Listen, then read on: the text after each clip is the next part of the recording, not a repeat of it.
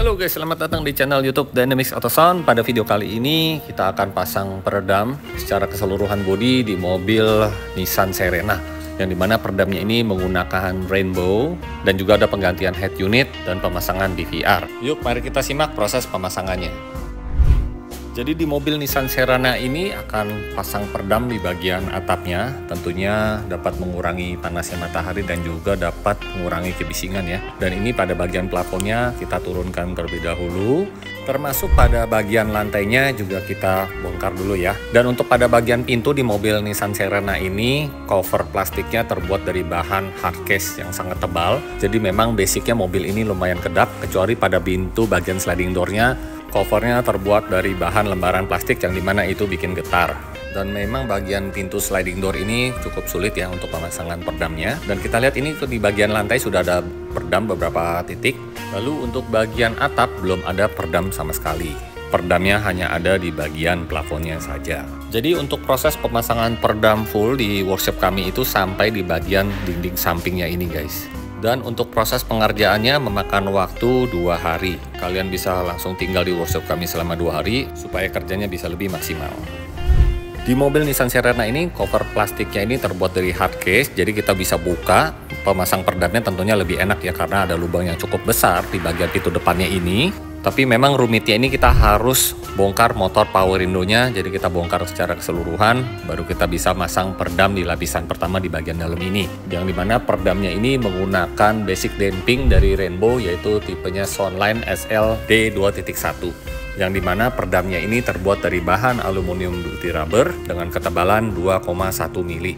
Untuk bahannya sendiri ini aluminiumnya cukup tebal dengan lem butir rubbernya yang sangat tipis, sehingga membuat peredam Rainbow ini lebih ringan dibandingkan dengan peredam pada umumnya. Dan ini sudah selesai proses pemasangan peredam pintu depan 2 layer.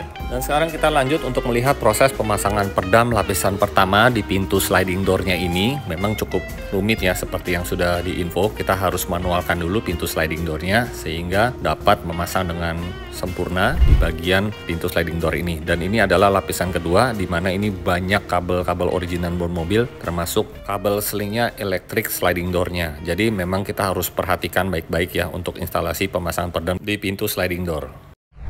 Nah, buat kalian yang memiliki mobil pintu door trimnya cukup besar, kalian bisa tambahkan lagi peredam, tentunya untuk memperkuat panel door trimnya dengan menggunakan peredam Rainbow PTA 10, di mana peredam ini berjenis absorber dengan ketebalan 10 mili. Bahannya terbuat dari busa foam dan bentuknya ini seperti busa telur. Dan peredam Rainbow absorber ini memang khusus diaplikasikan untuk pada bagian panel door trim. Oke, selanjutnya kita lihat untuk proses pemasangan peredam di bagian bodinya, termasuk pada bagian lantai. Di bagian bawahnya ini kita menggunakan peredam Rainbow Basic Damping Soundline SL 2.1, yang dimana peredamnya ini terbuat dari bahan aluminium butir rubber, memiliki ketebalan 2,1 mili. Dan yang terakhir, panel pada bagian pintu bagasi kita juga tambahkan peredam 1 layer saja dengan menggunakan peredam Rainbow Soundline SL 2.1, yang dimana ini merupakan peredam aluminium butir rubber yang ringan, sehingga untuk pintu bagasinya juga aman ya diaplikasikan.